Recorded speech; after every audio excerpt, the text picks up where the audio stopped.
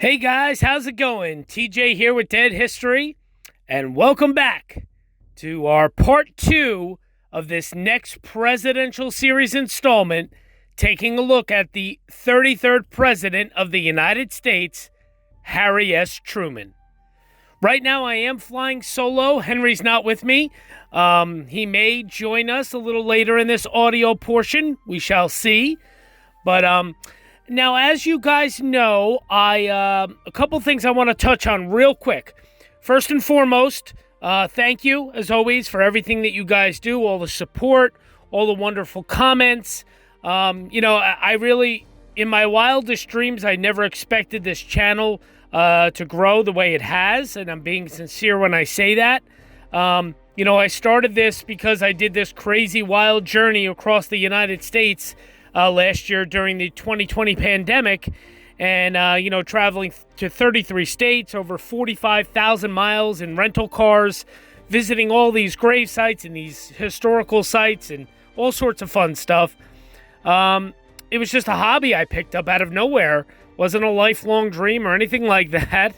I decided, last around the fall, like around October, I was like, it'd be fun to maybe make a YouTube channel and show people like the different grave sites of presidents and stuff. I know there is some of that on YouTube, but not a lot. So I figured it'd be fun, and it's grown to almost 6,000 subscribers in only a matter of like 7 months. It's just been really a lot of fun. So thank you so much for everything you guys do. We really appreciate it, Henry and I. It's nice to see, because these videos, truly are a lot of hard work.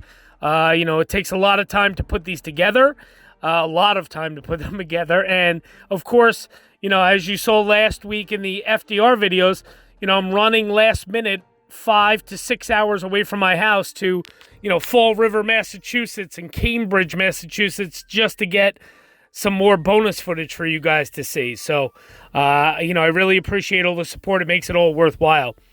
I don't think we're going to be taking any week off or anything like that. We have a lot going on, Henry and I, right now. I'm Henry's baseball head coach. We finished our spring season, but then we just had our all-star game this past weekend, Father's Day weekend.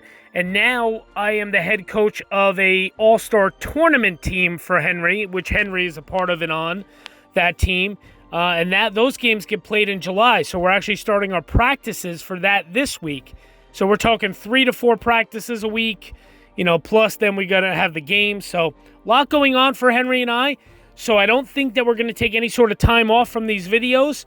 But if I do, or if we decide to take a week off, just in between, just because we're so busy, I will try to let you guys know a week ahead of time so you can prepare that there won't be any videos. But I do not see that happening as of right now.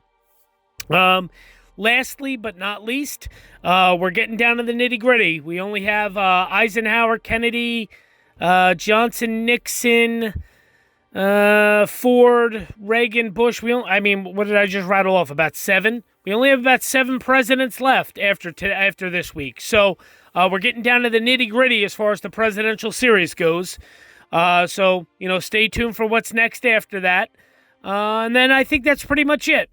Now, as what I like to always do with these videos, as you guys know, I like to usually start off with the election that got the president elected to office, to kind of go over that election. But that's not the case here this week with Harry Truman, because Harry Truman took over as president when Franklin Roosevelt died in office. Harry Truman was his vice president. So there's no election right now yet, at least, to go over. So we're going to hop right in. Just basically to the overview and synopsis of Truman's presidency and his legacy. And then, of course, I'm going to read you some fun facts and some interesting things. And then last but not least, I'm going to read from The President is Dead book by Louis Picone, like I do every week, about the death and where he died and how he died, and all that stuff. And then, of course, the funeral and the burial and his gravesite, which I did not get to, which I did get to, but I did not actually get to stand at the gravesite. I'll explain that more later. So, here we go. Jumping right in. Being a little long-winded here, I apologize. In 1945, at the end of a devastating global war, America emerged as a superpower. The Cold War presented the nation with a very new crisis, the threat of nuclear annihilation. Instinctively, the country looked to the president to keep them safe during these dangerous times.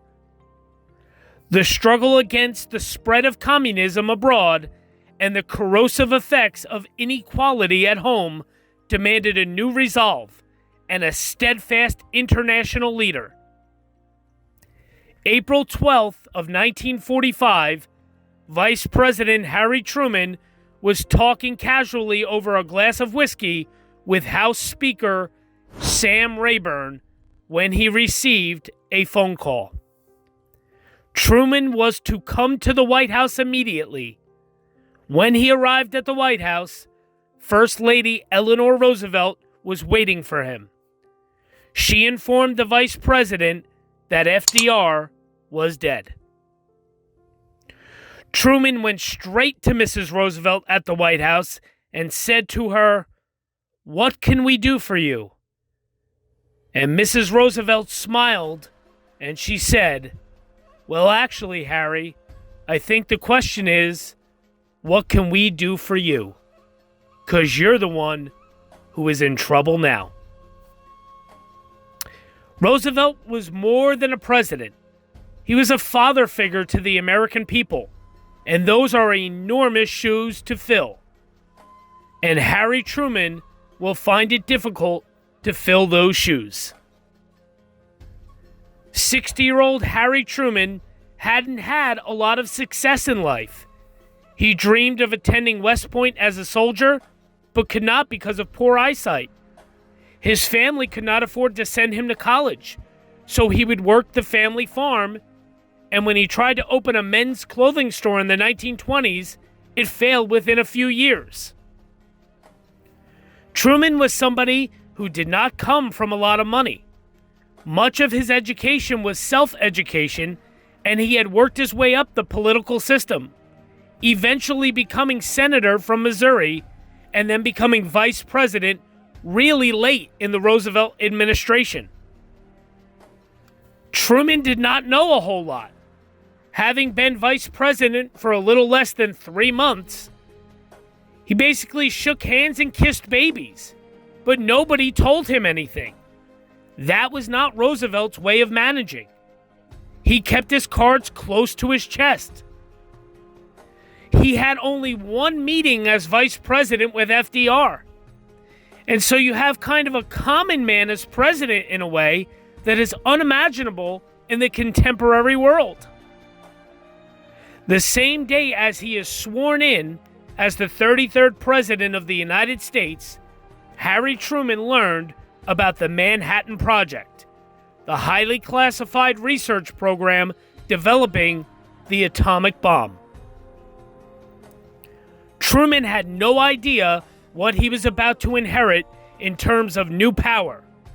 The idea that within a few months, the United States would suddenly have this enormous weapon that we alone monopolized at the time. Some of Truman's scientific advisors advised him strongly not to use the bomb at all, or to use it as a demonstration. Truman instinctually felt he was going to be a great risk politically if he did not use this incredibly powerful weapon. The reports he was getting, the estimates of casualties in an all-out invasion of the Japanese mainland, was 500,000 to 1 million American casualties. The decision to use atomic weapons on Japan was first and foremost to save American lives. And on August 6th of 1945, Democratic President Harry S. Truman gave the command to bomb Hiroshima. A short time ago, an American airplane dropped one bomb on Hiroshima and destroyed its usefulness to the enemy. That bomb has more power than 20,000 tons of TNT. The Japanese began the war from the air at Pearl Harbor. They have been repaid many-fold, and the end is not yet. With this bomb, we have now added a new and revolutionary increase in destruction to supplement the growing power of our armed forces.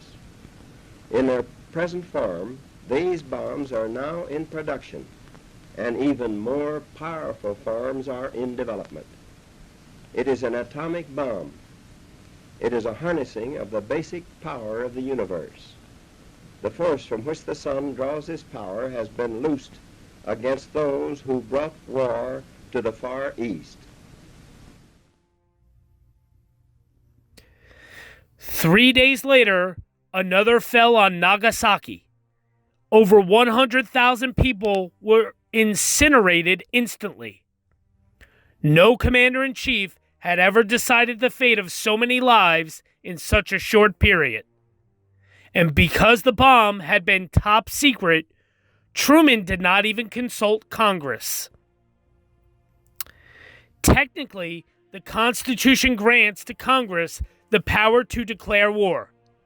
The development of atomic and then nuclear weapons tilts the foreign policy powers, and particularly the war-making powers, in the direction of the president in a way that could not have been anticipated by the founders, and in a way that becomes permanent.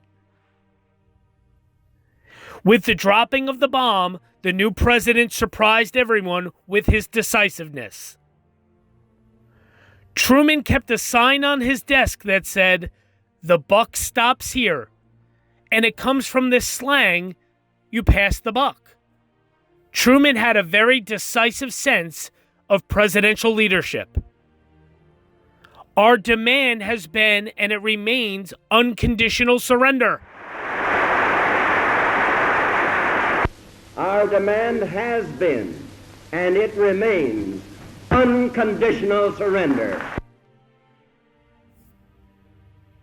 He believed that the president could not pass decisions on to other people. Truman was comfortable making those decisions and never looking back. In unleashing the atomic bomb, Truman brought World War II to an end. But even after the critical command decision, the new president still had difficulty establishing himself in the shadow of FDR.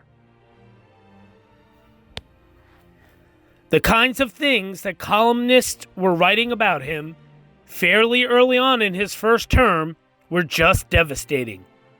He was not the kind of grand player on the world stage that I think many people were looking for. He is not a great public speaker. He can barely read his speeches. Those glasses were not quite like Coke bottles, but he could barely see out of them. So that where Franklin Roosevelt was a great speaker, Harry Truman is just stumbling over words. In a rambling speech in September of 1945, Truman urged Congress to provide national health care, expand Social Security, and provide a public housing system. His appeals fell on deaf ears. He said that he thought that there were about 1 million people better qualified to be president than he was. But damn it, the job was his to do, and he was going to do it. Truman was about to run into a problem that had taken down presidents from Martin Van Buren to Herbert Hoover: the economy. But unlike in previous crises, this time the country's problem was not lack of cash, it was too much. Suddenly and quickly, we have people looking to buy the latest consumer products. Buy a new house, move into an apartment. Prices go up, commodities cannot be found, and this created severe economic hardship that made it difficult for Truman to run America. The Republicans are smelling victory, and in 1946, the slogan is, had enough. And the American people had evidently had enough of war and the New Deal and big government and everything. And they want to get back to normal. Truman's policies were blamed for the stuttering post-war economy and restored Republican majorities to Congress in the midterm elections. There is increasing opposition in Congress to what he would like to do. Conservatives, Republicans are angry that they have been shut out from power for so long. Truman quickly becomes perceived as a lame duck president, someone who is just not going to be up to the job. In fact, he was widely derided at the time. Many people said, "To err is Truman," as a way of reflecting on the inadequacies of the presidency. With his domestic agenda stalled by an adversarial Congress, Truman, like many presidents before him, focused on foreign policy. An ideological struggle was tearing apart an already weakened Europe. The uneasy balance between communism and democracy launched an unprecedented battle for global supremacy that would transform the American presidency. Truman comes into a world divided. The division can be dramatized best by looking in Berlin, divided between US and Britain on one side and the Soviet Union on the other. And that separation in that city really is a metaphor for the conflict that involves and affects the entire world. In 1945, FDR, Winston Churchill, and Joseph Stalin had made a bargain about the future of Europe. The resulting division of Germany, Berlin, and the rest of the continent created two spheres of influence, the democratic West and the communist East. Winston Churchill described the Iron Curtain falling across the states of Eastern Europe, and the strategy of the United States had been to make sure that the arc of influence of the Soviet Union does not extend beyond its World War II lines and its Eastern European ties. By 1947, those lines had been breached. In democratic Greece, communist rebels were fighting a civil war against the pro-Western government. Stalin had tried to strong-arm Turkey and Iran into accepting Soviet occupation and influence. Truman responded with what became known as the Truman Doctrine, an action that would assert U.S. influence around the world for the next 4 decades. Truman calls on Congress to authorize aid to both Greece and Turkey, and this marks a real change in American policy. It is not war, it is not a military action, it is a covert military and economic aid program designed to help the Greek government defeat a communist insurgency. These policies are not immediately popular at home. So in order to create public support for the Truman Doctrine, Harry Truman finds it quite convenient to stir up anti-Soviet, anti-communist sentiment here in the United States. Truman took unprecedented steps to shore up power in the executive office, advancing the National Security Act, which gave the president access to intelligence and resources unavailable to Congress. In 1947, you witnessed the formal creation of the Central Intelligence Agency, which provides intelligence information that only the president has direct access to. This is going to prove critical when we look at the expansion of presidential power during the Cold War and beyond. So what this does is it dramatically enhances the role of the president as commander-in-chief.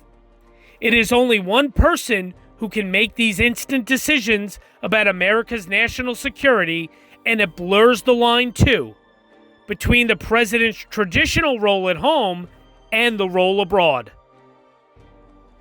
To handle his increasing responsibility, Truman had expanded executive staff that took care of almost everything for him. A valet, 4 ushers, 5 butlers, 7 to 8 secretaries, a dozen executive assistants, and 3 direct assistants to the president. Truman could get everybody in a nice little semicircle in the Oval Office in the morning. He would call morning meetings, and they would all sit around in a circle. And he would just go around and, "What are you doing? Thank you. And what are you doing? And would you do this?" It is amazing how big the office has gotten. The demands of the office were huge, and by 1948, the United States was involved in a different kind of war, a Cold War. And the president, armed with exclusive national security powers, would assume the authority to make sure America and democracy remain the dominant force in the world. In 1948, with the country suffering from runaway inflation, no matter what economic proposals President Harry Truman put before Congress, he was met with rejection. Even much-needed upgrades to the White House were rebuffed. The White House was absolutely rotten on the inside. It was falling apart. Truman once said that there was a night that he was having a stag dinner in the state dining room, and he remembered looking up, and the chandelier in the state dining room was quivering. Finally, a piano leg punched through the floor of the sitting room upstairs, and they said, "Uh-oh, okay, we had better look at this." Congress finally relented, and the mansion underwent its most major renovation to date. In the 3-year process, only the external walls and the 3rd floor were kept. Everything else went. New foundation, new interior walls, and a new grand staircase were added. The price tag was $5.7 million, which is over $50 million in today's dollars.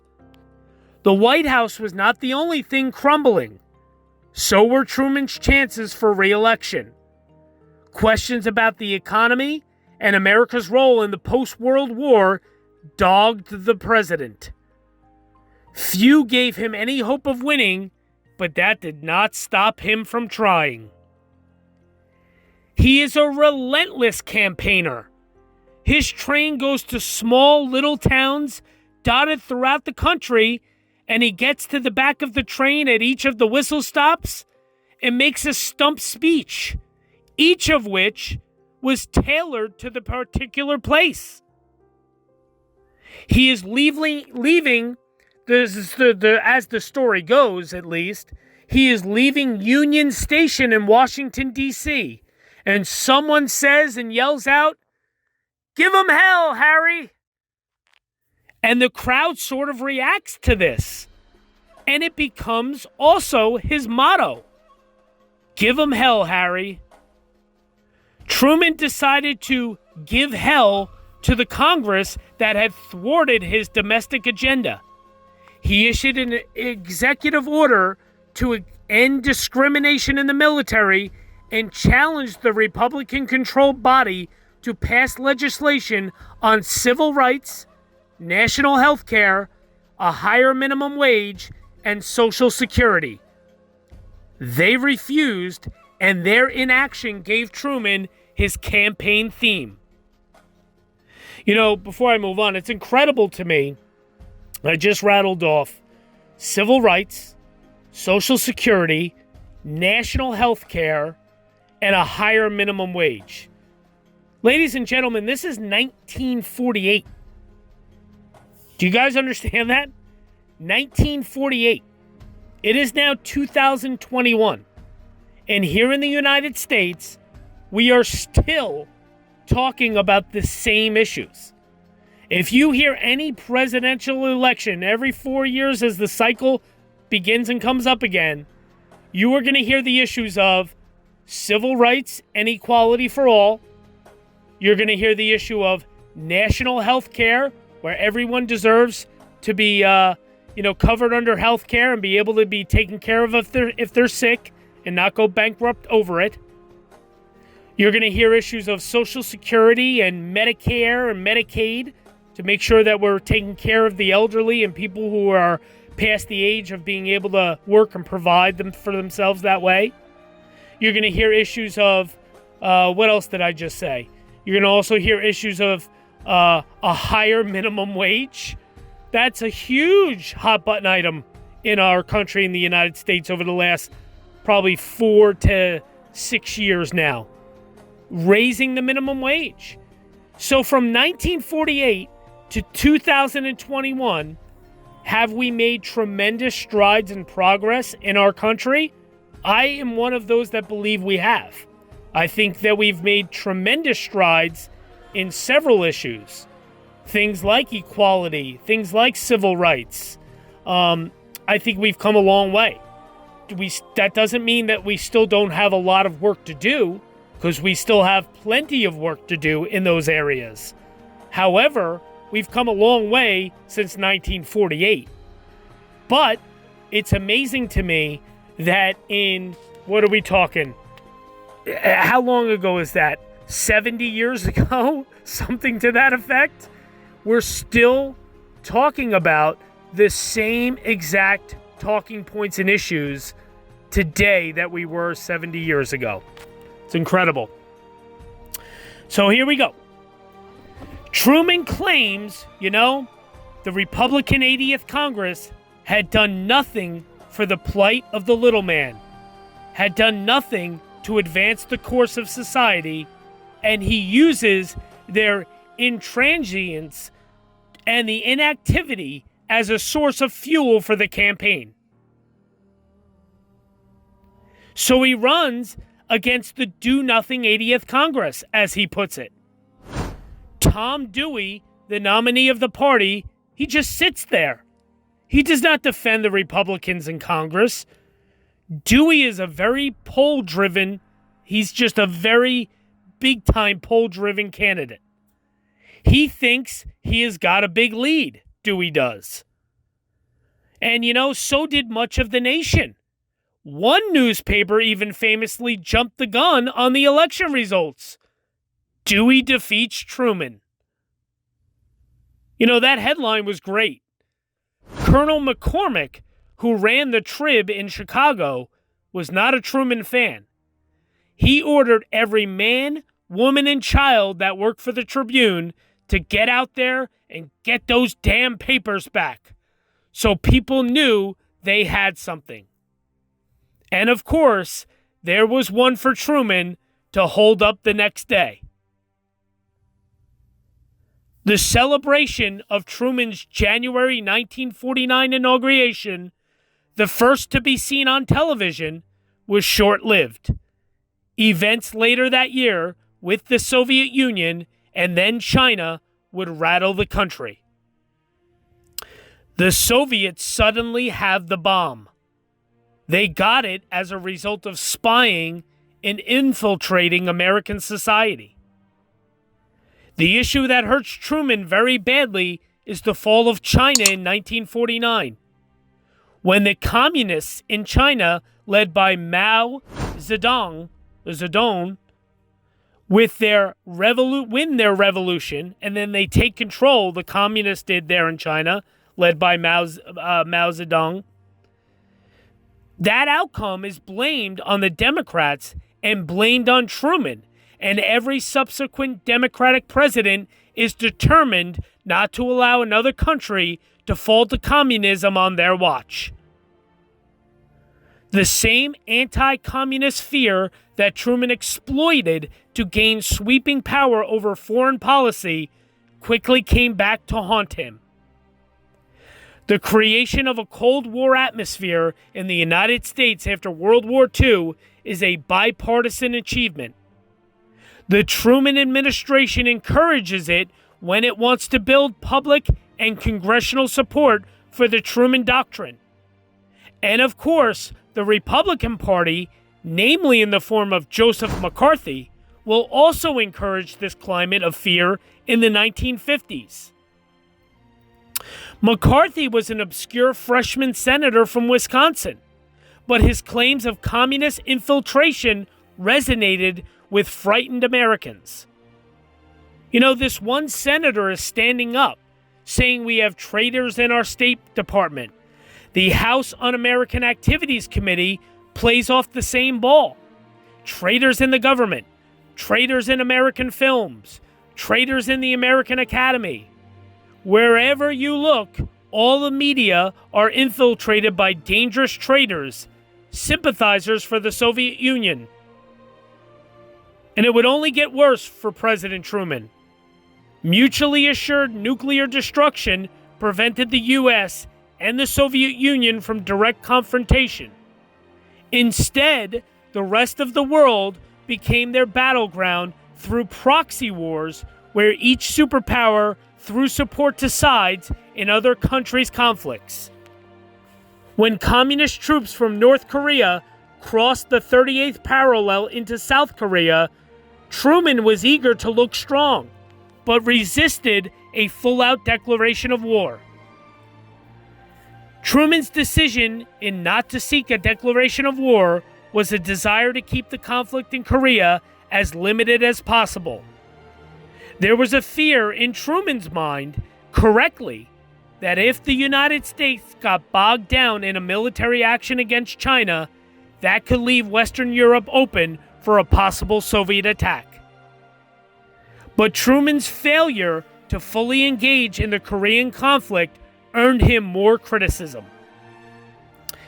It officially was a UN police action, but it was really an American war, becoming embroiled in a military action in Korea where there was no way out. That had to be the low point of Truman's second administration. And with the public disapproving of Truman's actions, a backlash against the powers of the presidency took hold. It had been building since the end of FDR's presidency, but in 1951, the 22nd Amendment was ratified and officially limited future presidents to 2 terms. Truman's approval rating fell to 22% by February of 1952, the all-time lowest mark for a president until George W. Bush hit the same number in 2008.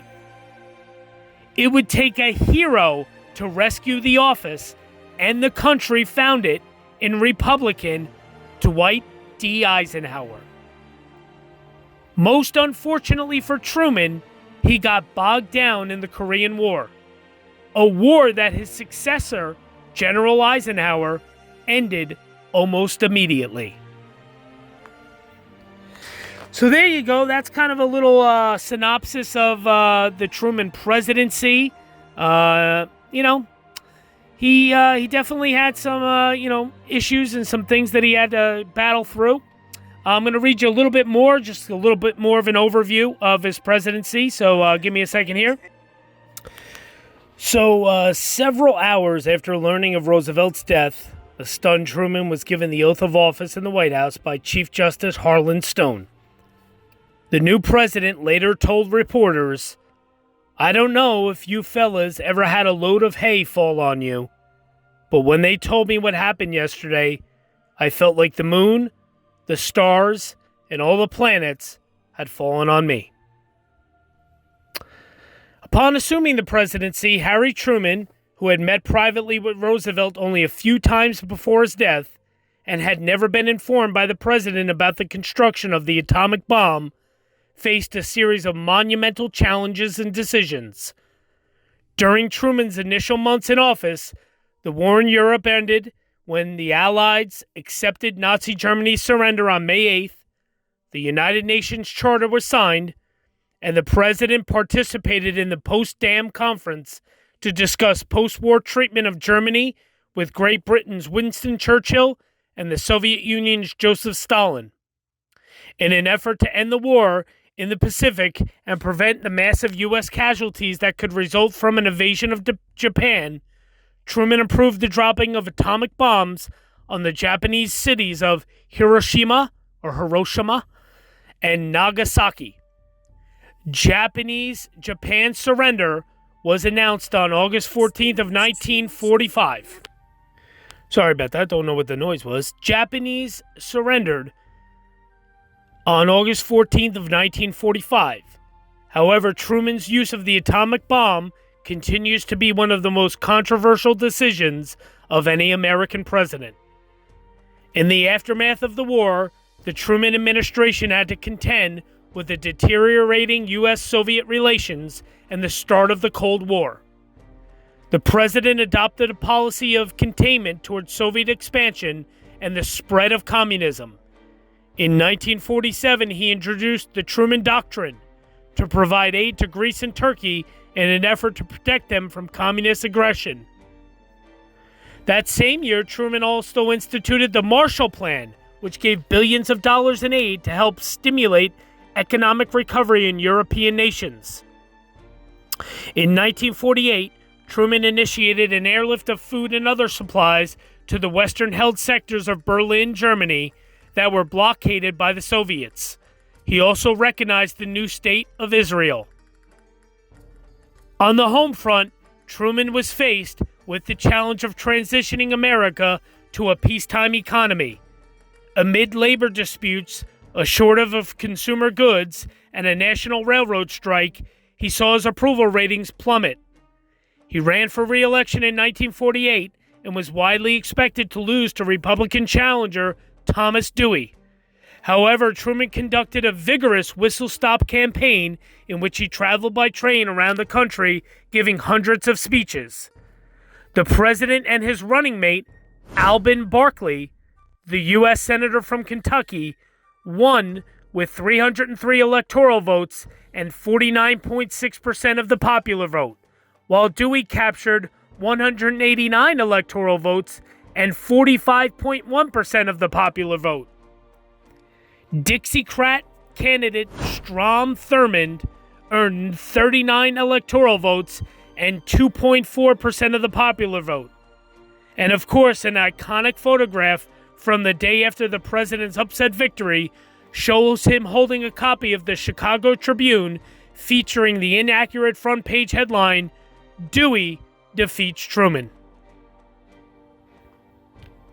So now you're seeing on your screen, I'm sure, maps and some maybe campaign posters and pictures of, the candidates and that sort of thing as I'm speaking.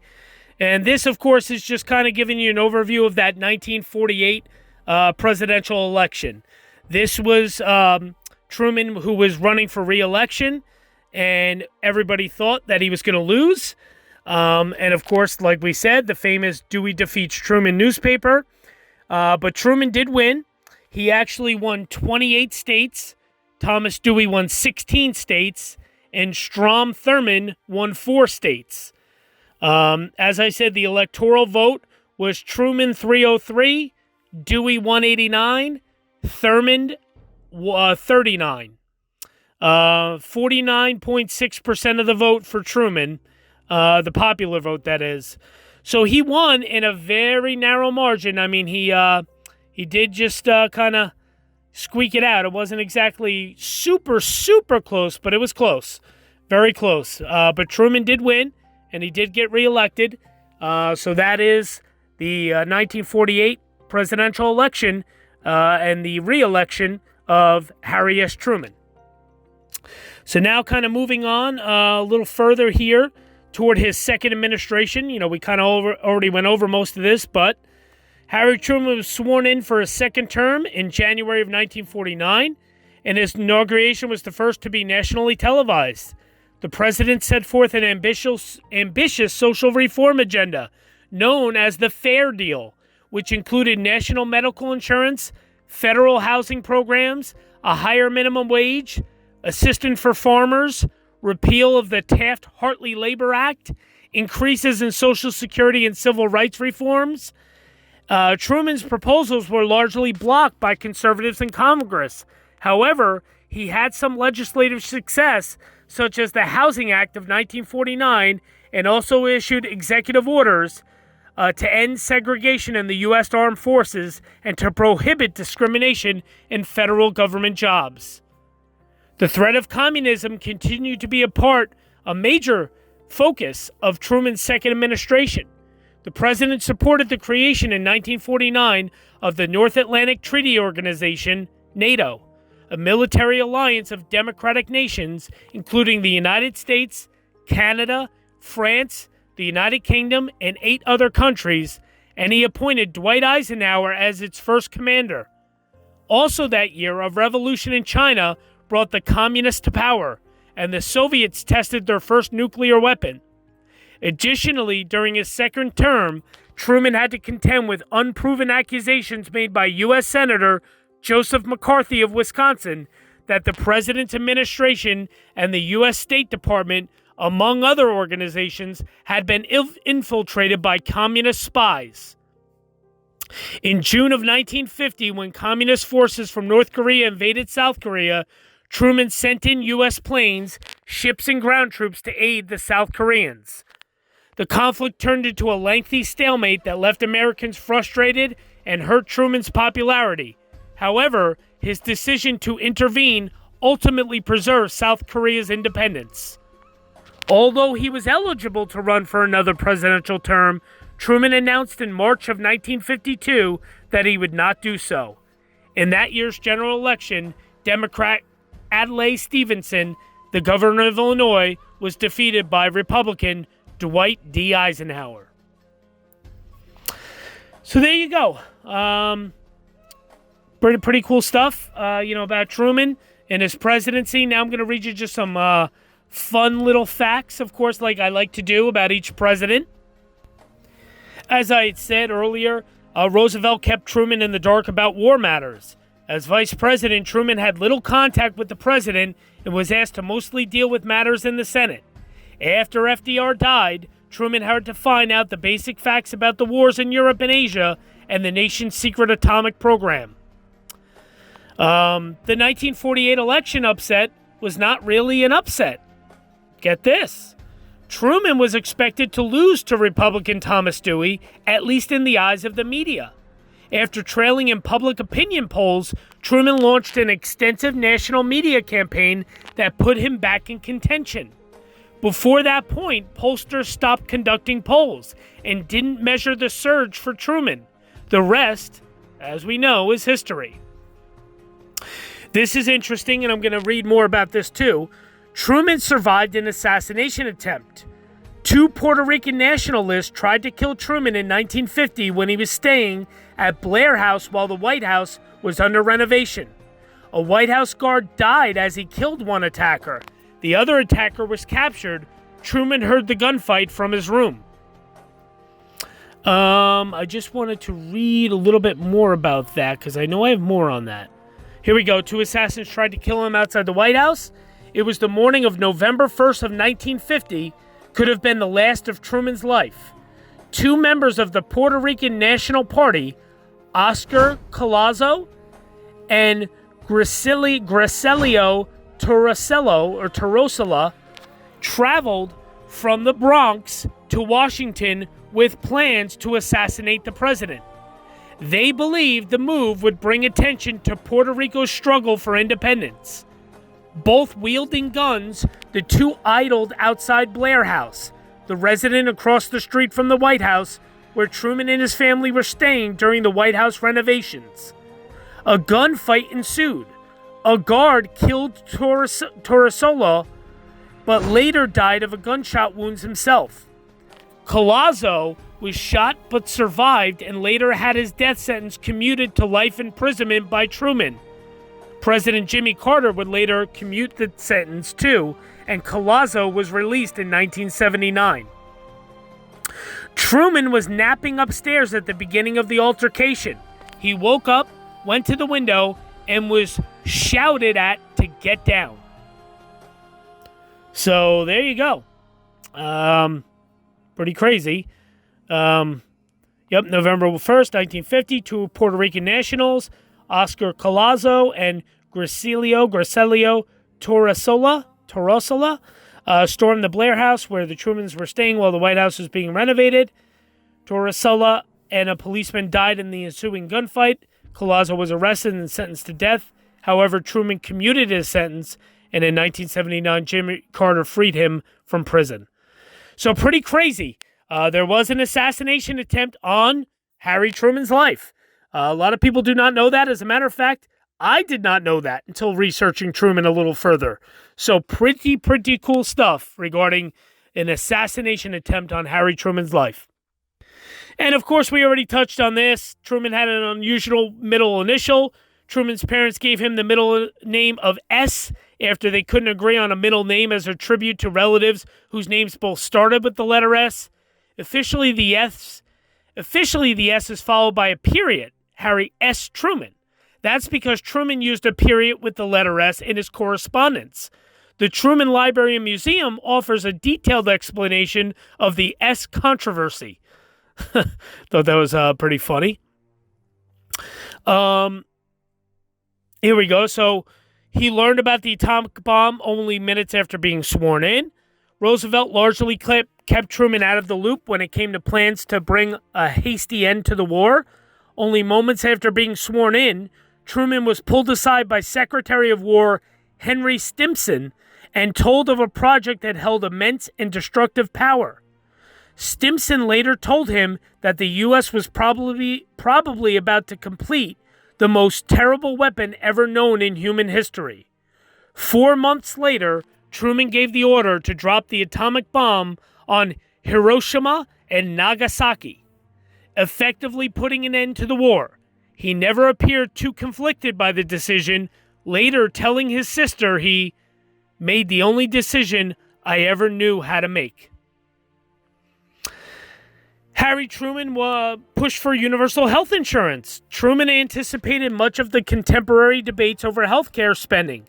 Just 7 months into office, he began advocating for care facilities in underrepresented rural areas and more public health services. He wanted Americans to pay monthly fees that would go toward health care that would cover costs if and when they fell ill. It would not be socialized medicine, he argued, since the doctors weren't government employees.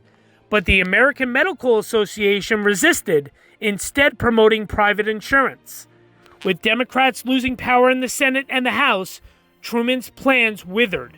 He later referred to his failed attempts for national health insurance to be one of the biggest defeats of his presidency. Harry Truman actually almost doubled the minimum wage. It might not seem like much today, but Truman's efforts to raise the minimum wage in 1950 was, relative to inflation, a huge shift in the economy. As part of his Fair Deal financial program, Truman raised the minimum hourly wage from 40 cents to 75 cents, an increase of 87.5%. Some economists have proposed that this helped bring the unemployment rate from 6.6% in January of 1949 to 2.7% by December of 1952, while others argue that events like the Korean War were more responsible. As I said, no one thought he would win a second term. Despite his accomplishments, Truman was an underdog in the 1948 presidential race.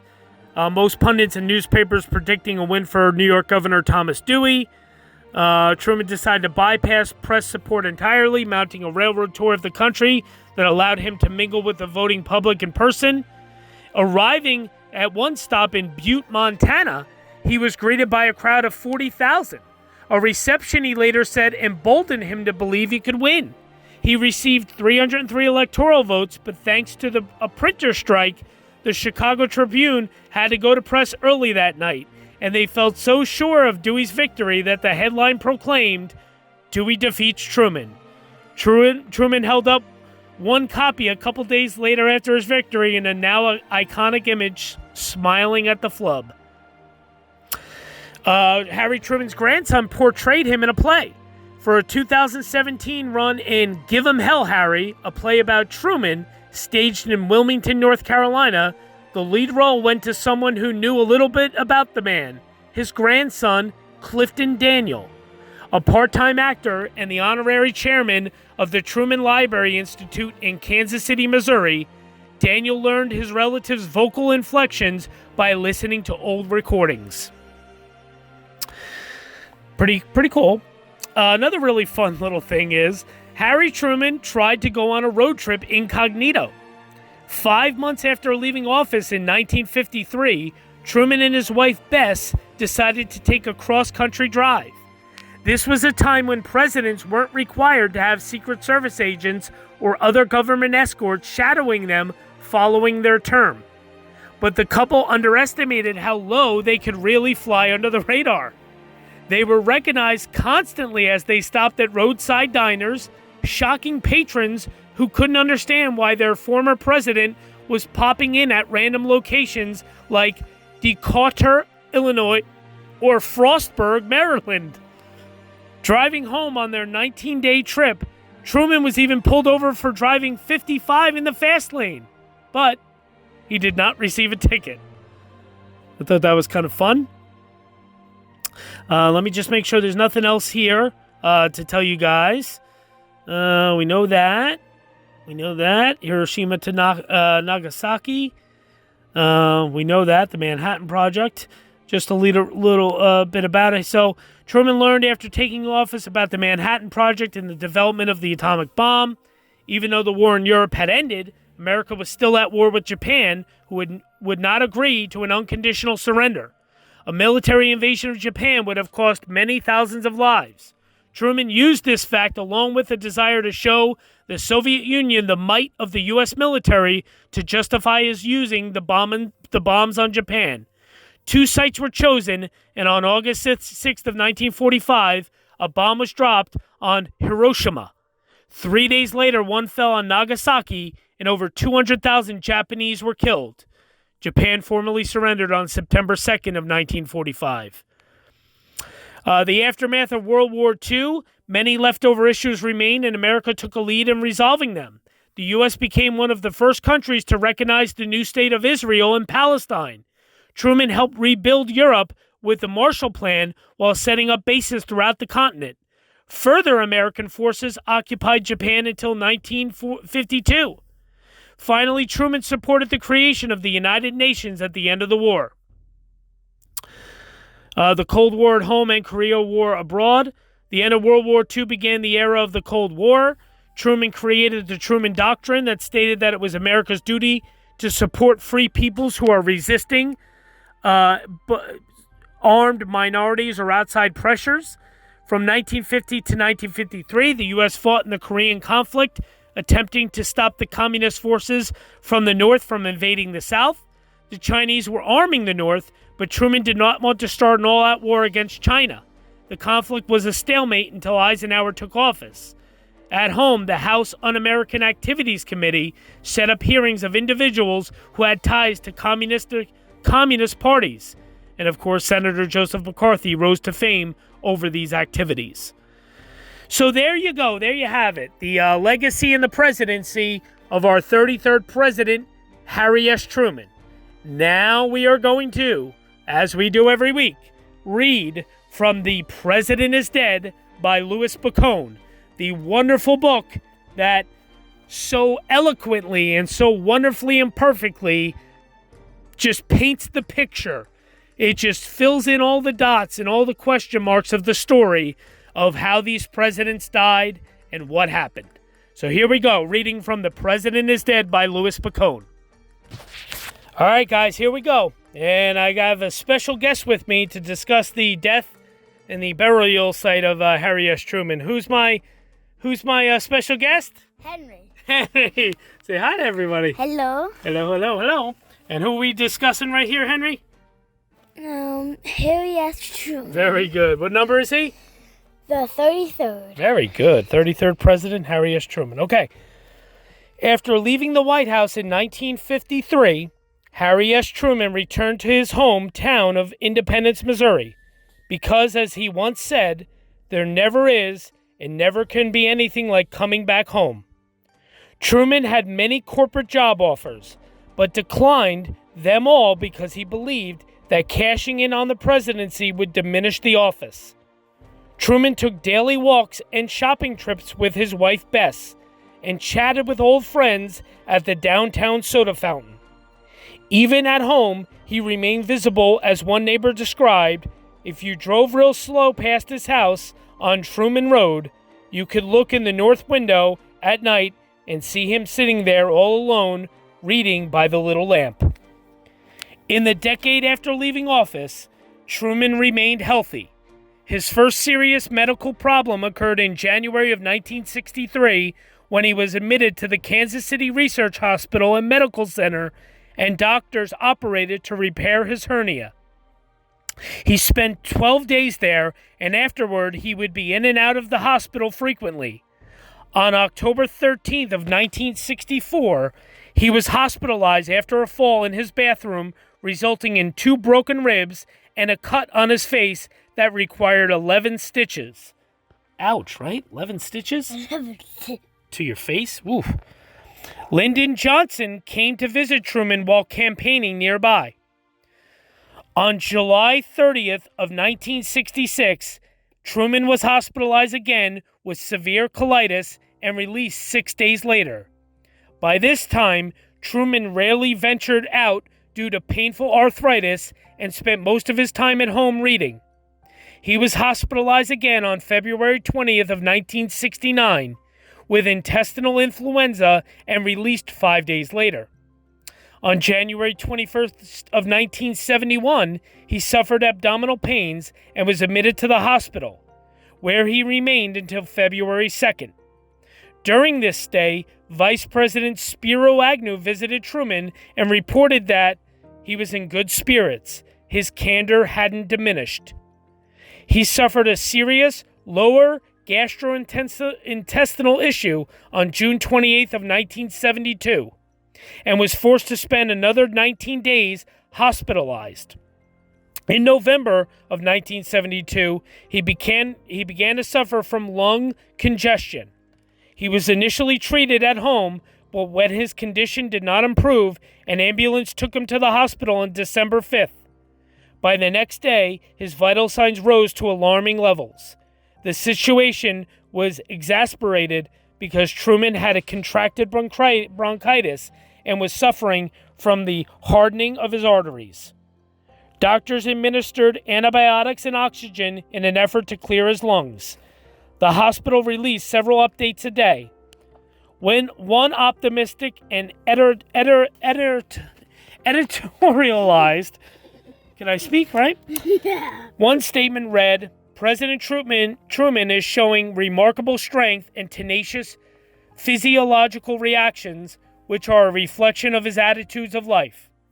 In his 6th-floor room, Christmas ornaments hung on the window that faced towards his hometown of Independence, Missouri. To help pay the daily $59.50 room charge, Truman used his Medicare benefits. In appreciation of his ardent support of the federal health plan, Johnson traveled to the Truman Library to sign the Medicare Act on July 30th of 1965, and he gave Truman card number 1. A few days after he was admitted, Harry Truman had difficulty talking and could only answer questions with 1 or 2 words. By December 14th, he was no longer able to speak. What he last said was not recorded, so his final words are unknown. His 180-pound frame had been reduced to 140 pounds. His conditions were compounded by heart irregularity, kidney blockages, and a failing digestive system. On Saturday, December 23rd, he slipped into a coma from which he would never emerge. The next morning, Truman's night nurse, Mrs. Walter Killalay, held his hand and told him she had Christmas Eve off and would see him the next day. And as she recounted, he squeezed my hand, which leads me to believe his mind was still responsive. On Christmas Day, doctors warned the family that the end could come within hours. But Giveem'hellharry was a fighter, and he hung on for one more day. But at 7:50 a.m. on Tuesday, December 26th of 1972, Harry S. Truman died. Sadly, his family had gone home and was not at his bedside at his final moment. With him was Dr. Wallace Graham, his presidential physician. 20 minutes later, the hospital gave their 80th and final press release. The Honorable Harry S. Truman, the 33rd President of the United States, died at 7:50 a.m. at Research Hospital and Medical Center. The cause of death has not been determined. Dr. Wallace Graham was present. Mrs. Truman and Mrs. Clifton Daniel were notified at 7:52. Funeral arrangements have not been finalized. It is the wish of the family that friends make donations to the Harry S. Truman Library Institute, Independence, Missouri, or the charities of their choice. Later that day, his obituary appeared in newspapers throughout the nation. In addition to his medical issues, it cited the painfully obvious afflictions of old age. President Richard Nixon released a statement. When the death of Franklin Delano Roosevelt thrust him suddenly into the presidency in April of 1945 at one of the most critical moments of our history, he met that moment with courage and vision. He also said that in the years after his presidency, he honorably supported and wisely counseled each of his successors. Nixon also declared the day of the funeral a national day of mourning throughout the United States. So there you go. He was obviously, Truman died. Just so everybody knows, he actually, at the time of his death, I want to say, he was 88 years old. I knew he was pretty up there in age. He was 88 years old at the time of his death. There was, of course, a funeral. The body was taken to Carson's funeral home and placed in a mahogany casket in the chapel for a private service for the family. The flag-draped casket was placed on a black velvet-covered stand in the small lobby. I guess there in the State House and such. The flag-draped casket was placed. I already went over that. I'm sorry. President Nixon and First Lady, who placed an arrangement of red, white, and blue carnations. They were there, of course. So there you have it. That's kind of the death and the legacy and such of Harry S. Truman. Now, real quick, I'm just going to read just about his gravesite, and then that'll be it. And Truman is now, real quick, he is buried, of course, at the Truman Library. So the location of death, real quick. The Kansas City Research Hospital and Medical Center first opened its doors on August 11th of 1963. And that is where Truman died. Truman actually spoke at that dedication and called the hospital a great institution for health. So that's where he actually did die. The funeral home, Carson's funeral home, is now the Carson Speaks Chapel. It is located at 1501 West Lexington Avenue in Independence, Missouri. And then, of course, the grave. The Harry S. Truman Presidential Library and Museum is a crescent-shaped building made of Indiana limestone. Ground was broken in 1955, and it was completed 2 years later. It was dedicated on July 6th of 1957. That is where Truman is buried. It is located, the Harry S. Truman Presidential Library and Museum is located at 500 West U.S. Highway 24 in Independence, Missouri. The grave is located in the courtyard and can be visited only when the museum is open, which is from 9 to 5 daily with shorter hours on Sundays. Also, I just want you to know the stone that is actually there, his gravestone, the stone was 3.5 by 8 feet. It weighed almost 2 tons and was inscribed with the presidential seal and the seal of Jackson County, Missouri. It reads like a resume of a life well lived. Harry S. Truman, born May 8th of 1884 in Lamar, Missouri, died December 26th of 1972. He married June 28th of 1919. Daughter, born February 17th of 1924. He was a judge, Eastern District, Jackson County, from January 1st to January 1st of 1923 to January 1st of 1925. He was presiding judge of Jackson County from January 1st of 1925 to January 1st of 1935. United States Senator of Missouri, from Missouri, January of 1935 to January of 1945. Vice President of the United States, January 20th of 1945 to April 12th of 1945. And then, Henry, help me out. He was President of the United States from when? Right there, that bottom one. April 12th, 1945 to January 20th, 1953. Very good. Great job, buddy. So there you go. The gravesite of Harry S. Truman. It is at the Presidential Library, the Harry S. Truman Presidential Library. Now, when I went last year in 2020, the Presidential Library was not only closed due to COVID, it was also closed due to major renovations they were doing to the Presidential Library. So, in fact, I'm pretty sure that the library, if you look online on their website, it's still closed. Or if it is open, it's open to a very limited number of people in a limited capacity. Not due to COVID, but more due to, I guess, they're kind of releasing the renovations in phases, so to speak. I think that's what I gather. So the pictures that you're seeing on your screen, those are pictures of me at the library, but I could not go to see his actual gravesite. So any of the pictures of the actual gravesite that you're seeing are stock photos that I got from online. They're not my photos. But the pictures of the outside of the library, of course, you see me in some of the pictures. Those are ones that I personally took. So I stood, what, Henry, maybe like 100 feet away? Not even 100 feet away from his gravesite? Probably within 50 to 100 feet, but unfortunately on the other side of the wall. Because, of course, it was closed. The museum was closed. So I will get back there one day to see his gravesite. But there you go. That is the life, legacy, and presidency, and death, and gravesite, and everything of our 33rd President of the United States, who is? Harry S. Truman. Harry S. Truman, that's right. Hope you enjoyed this. Thanks so much, guys, for all the support. Right, Henry? Yep. Thank you so much for everything. Yes. The comments, the questions, all of it. All of it. Thank you so very much. We really appreciate it. And, of course, next week, we're going to take a look at our 34th President of the United States, Dwight D. Eisenhower. And then soon after that, the next week after that, Henry's very excited. He's been looking forward to this one for a while. Who are you looking forward to, Henry? The 35th. Come on, Yeah. John F. There Kennedy. you go. You forgot. You had a little brain freeze there. So, all right, guys. Well, thanks so much, and we will see you next week. Yep. Bye. Thank you. Bye-bye.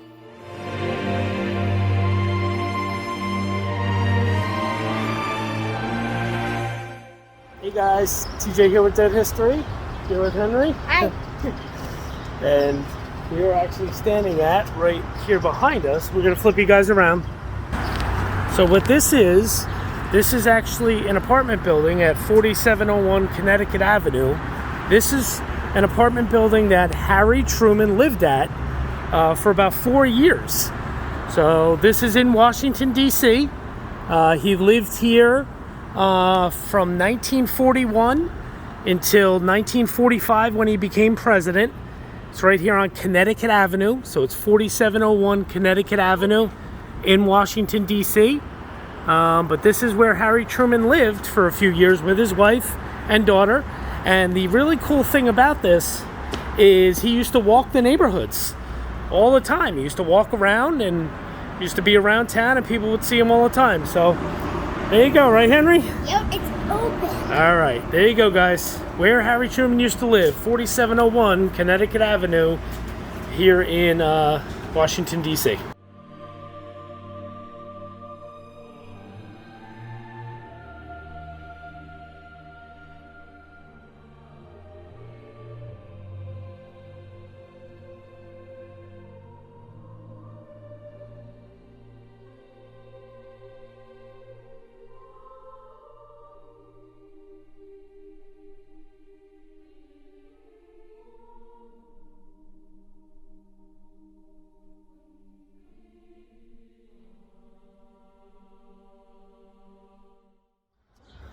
Hey guys, TJ here with Dead History. Here with Henry. Hi. Say hi. Now right here behind us is actually the Blair House. I'm going to flip you guys around. So this is the house, the guest house of the president here, the Blair House. This is where the assassination attempt on Harry Truman took place. This is actually the plaque commemorating Leslie Kofelt, or Kofelt, I think it's Kofelt. He was the police officer who actually died in the assassination attempt. So right about here is where, right, Henry, stand right there. So right about where Henry's standing is where the second gunman was taken down. I believe that was Collazo that was taken down there. I will double check. But that's where this all took place. So now Harry Truman, he was watching out of that window right there. So that's the window that Truman was looking out of when he heard the gunfire. And the other gunman came from down there, down that way. Now there was a guardhouse. I want to say the guardhouse was somewhere like right around here. There was a little guardhouse. I believe that's where Kofelt was stationed. Get off that rope, bud. And then, so there you go. So that's where the assassination attempt. The White House is right over here, just so everybody knows, right behind us. You can actually see through the trees. You can actually see a little bit of the White House over there. So, Henry, don't be on that gate. So there you go. That's where the assassination attempt took place. One of the gunmen came from right over here. The other gunman, Collazo, I believe, was the one that came from this way. And right here is where Leslie, right around here, is where Leslie Kofelt took down one of the gunmen. And then, of course, the other gunman, was also shot at. So, thanks, guys.